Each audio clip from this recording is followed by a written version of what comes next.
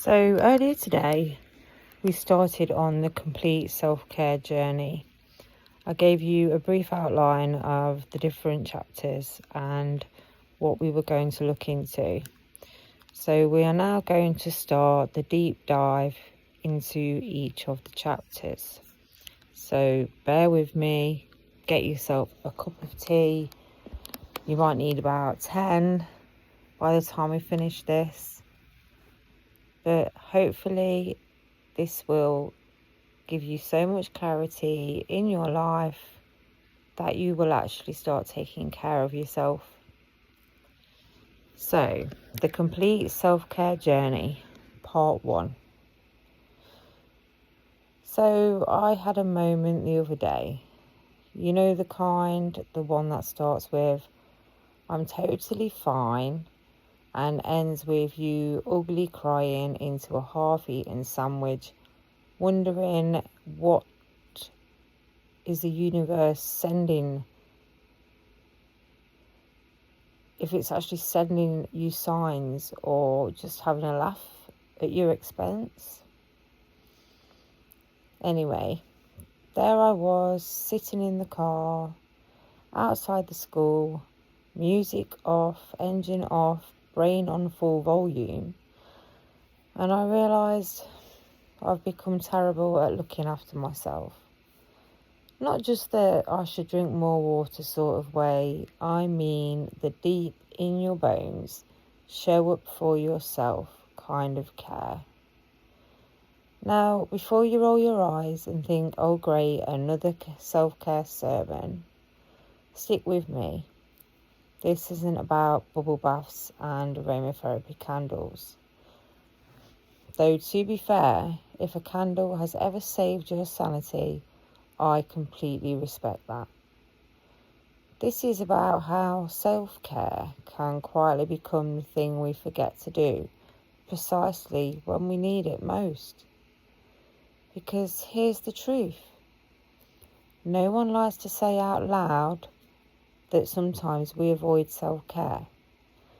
And it's not because we're lazy, but because it feels like another job, another box to tick. Another reminder that we're not doing life properly, and honestly, that's exhausting. When did taking care of ourselves start feeling like a chore? Somewhere along the way, self-care got tangled up with performance. We started thinking it had to look pretty. Green juice, journaling at sunrise, the whole Pinterest starter pack. But real self-care, it's messy, it's sometimes crying at 2 p.m.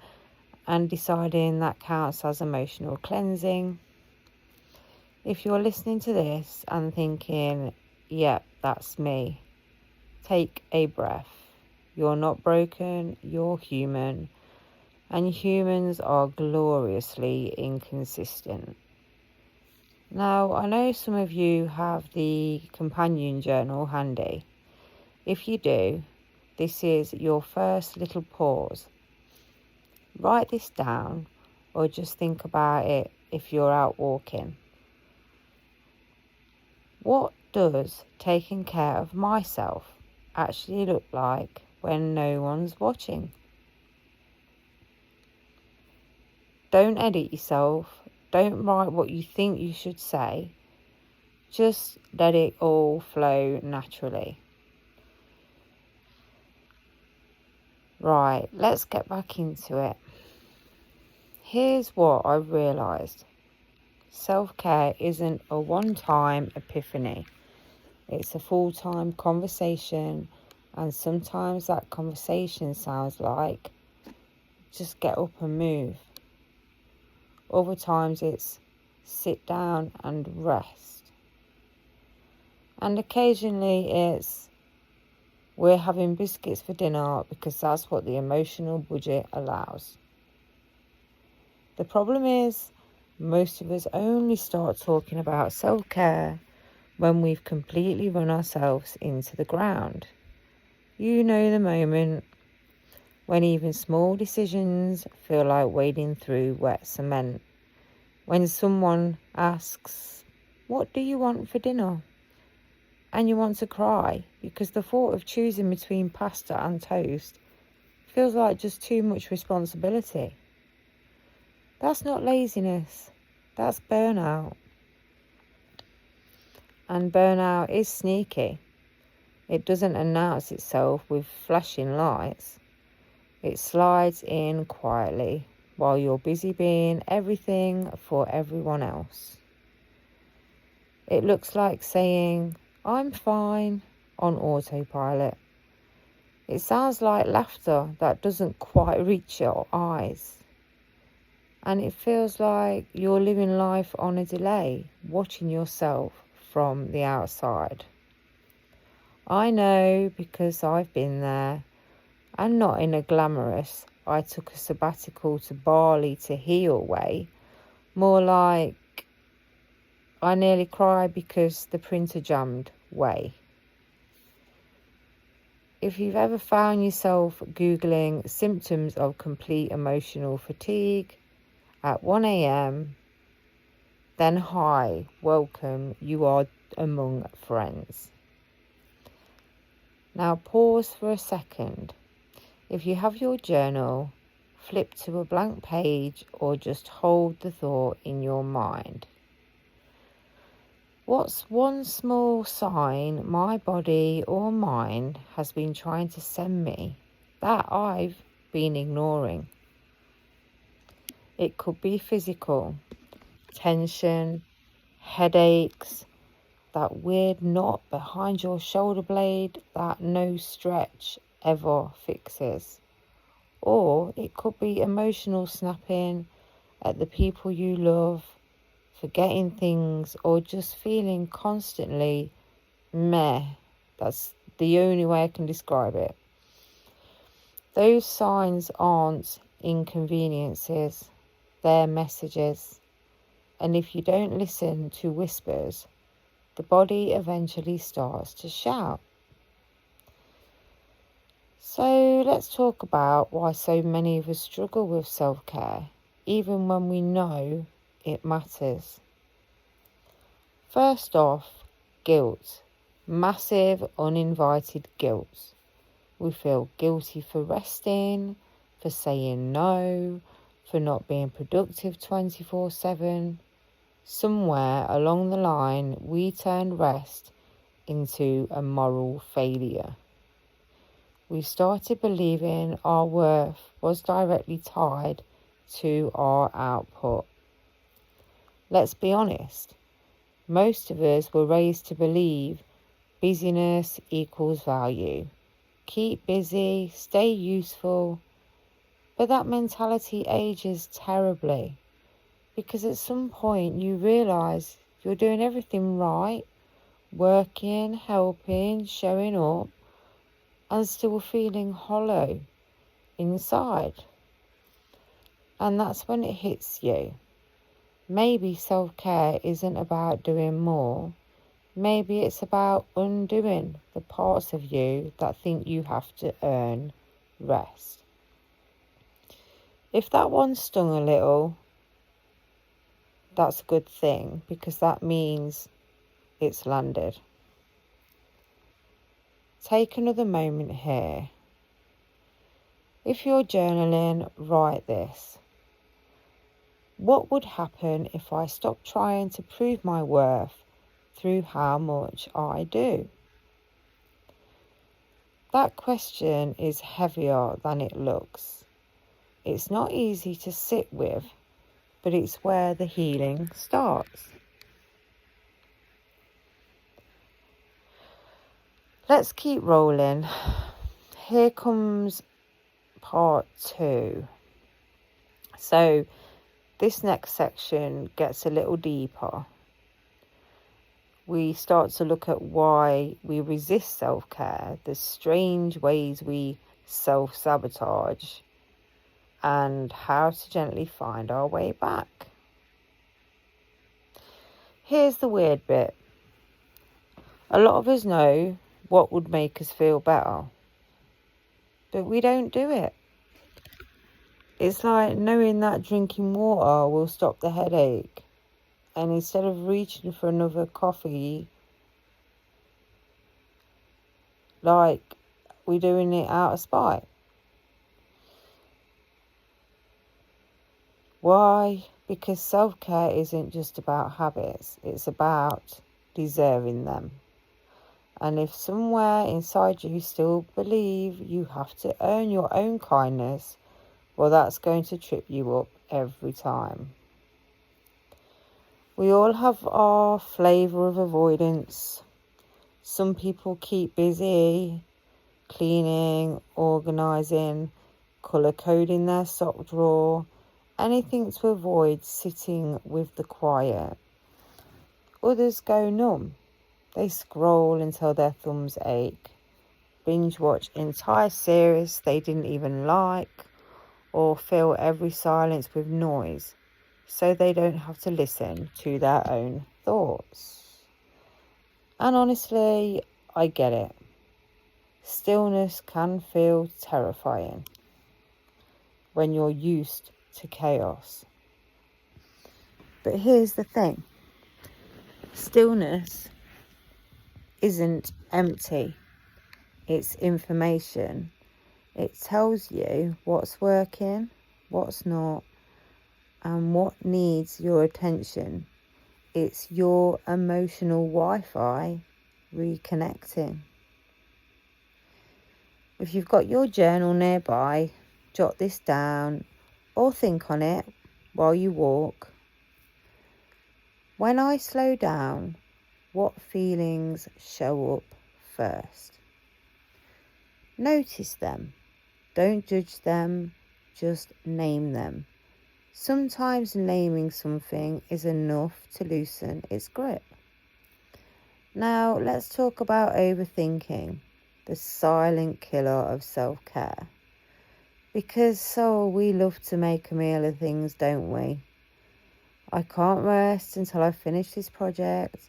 I can't take a break until the house is perfect. I'll meditate, but only after I've researched the 10 best mindfulness apps, compared features and colour-coded a spreadsheet. We turn calm into admin. And when we overthink, we create what I call the self-care loop of doom. You're tired, you know you should rest, but you start planning how to rest properly. That feels overwhelming. So you do nothing, then you feel worse. And the guilt joins the party. Sound familiar? I do it too. Here's the tiny truth bomb. Self-care doesn't need to be efficient or aesthetic. It just needs to be something. A little act of rebellion against the part of your brain that says you don't have time for that. Because guess what? The laundry can wait. Your mental health cannot. Take a breath right now. Seriously. In through your nose, out through your mouth. Feel that tiny moment of space. Even that self-care. No spreadsheet required. Now, sometimes people ask me, but what if I just don't feel like caring for myself? And my answer is, that's okay. You're not broken. You're probably just depleted. When we've been in survival mode for too long, self-care can actually feel foreign. Joy can even feel suspicious. If you spent months or years putting out emotional fires, your nervous system doesn't know what to do with calm. It's like taking a feral cat to a spa. The instinct is to hiss at the eucalyptus towels. So start where you are. If all you can manage today is brushing your teeth and drinking a proper glass of water, that's your act of resistance. That's you saying, I matter, even in a small way. If you're journaling, try this. What does bare minimum self-care look like for me right now? Write down 3 things, simple things. They don't have to be impressive, they just have to be true. And when you actually do one of them, even just one, notice how your body responds.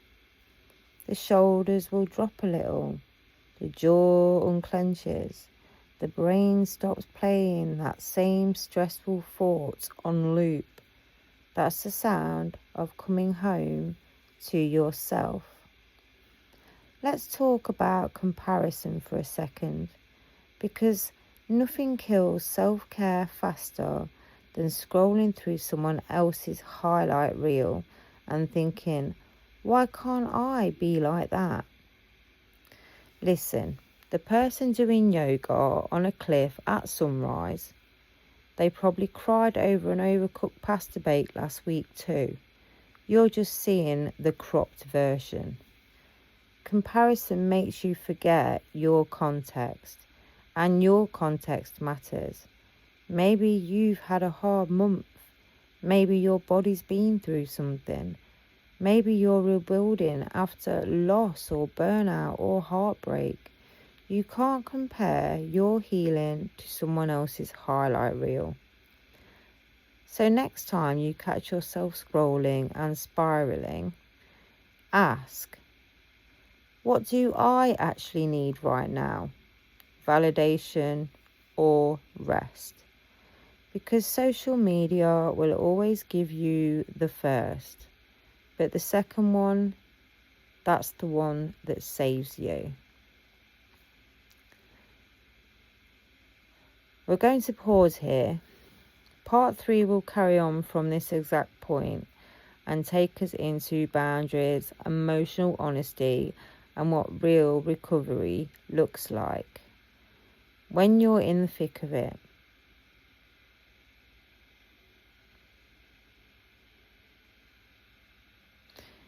Right, okay, so let's dive straight into part 3 of the complete self-care journey.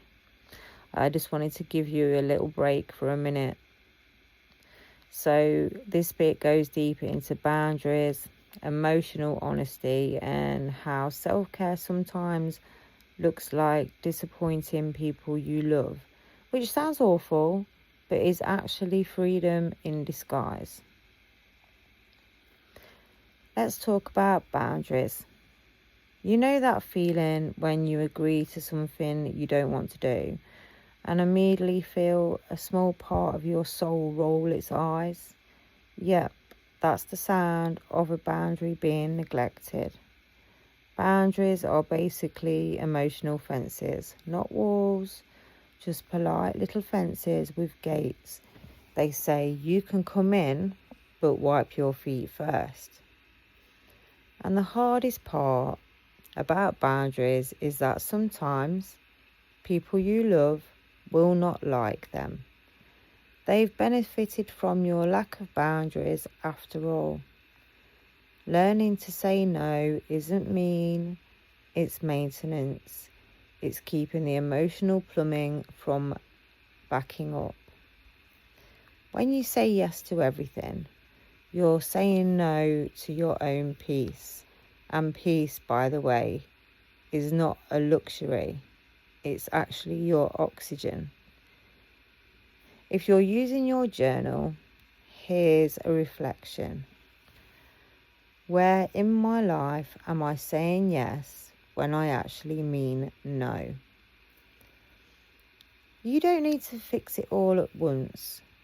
Just naming it changes the chemistry in your brain. It gives you permission to start. Now, sometimes setting a boundary will make you feel like the villain in somebody else's story. That's okay. Be the misunderstood character for a bit. It's character development. Let's move into emotional honesty, which is basically the backbone of all self-care. You can't take care of yourself if you don't know how you actually feel. And sometimes we lie to ourselves in the nicest possible ways. I'm fine. It's not that bad. I just need to try harder. But those little white lies build up until your emotional inbox is 4,000 unread messages deep. Self-care starts with honesty. Sometimes that honesty is uncomfortable, like admitting I'm lonely, or I'm jealous, or I'm exhausted from pretending I'm okay. But the truth always feels lighter than the lie, even when it hurts. Take a deep breath and jot this down if you've got your journal open. What truth have I been avoiding because I'm afraid of what it might change? That one's spicy. Sit with it and let it marinate. And here's another thing. Healing is not linear. We love a progress chart, don't we? We want to believe we're moved neatly from chaos to clarity in 5 easy steps. But in reality, it's more like a dance floor at a wedding. 2 steps forward, 1 back, a little bit of unexpected spinning, and then someone's treading on your toes. 1 week you feel grounded and glowy. The next you're eating cereal for dinner and crying at adverts. That's not failure, that's the rhythm of being alive. If you ever feel like you're starting over, remember, you're not starting from scratch. You're starting from experience. Let's bring this home a bit. Self-care isn't about fixing yourself. It's about remembering you were never broken. It's learning to live with your whole self, the messy bits, the tired bits, the brilliant, contradictory bits. And you don't have to turn it into a big project. Some days it'll look like therapy and journaling. Other days it'll look like ignoring your emails and lying on the floor listening to Fleetwood Mac. Both count. So it's reflection time again. In your journal or just quietly in your head. If I treated myself like someone I loved, what would change first? That question always gets me, because self-care at its core is love made practical. It's love that remembers to rest, love that says no, love that forgives the day that didn't go to plan. Now, before we wrap up, I want you to think about what you want your life to feel like, not what you want it to look like, because aesthetics fade, but feelings last. Maybe you want it to feel peaceful or playful or simply just less frantic. Whatever your word is, let it guide you. That's your compass. Every choice, every boundary, every act of care, check it against that word. Does this move me closer to it or further away? That's it.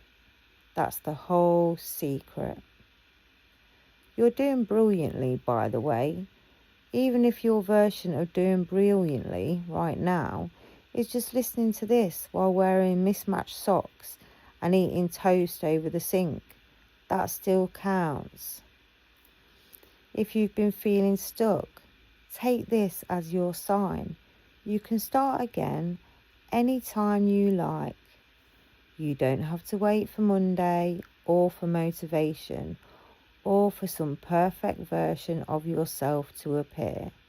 You just have to start softly. And remember, self-care isn't selfish, it's self-respect. So, one last journal moment before we close.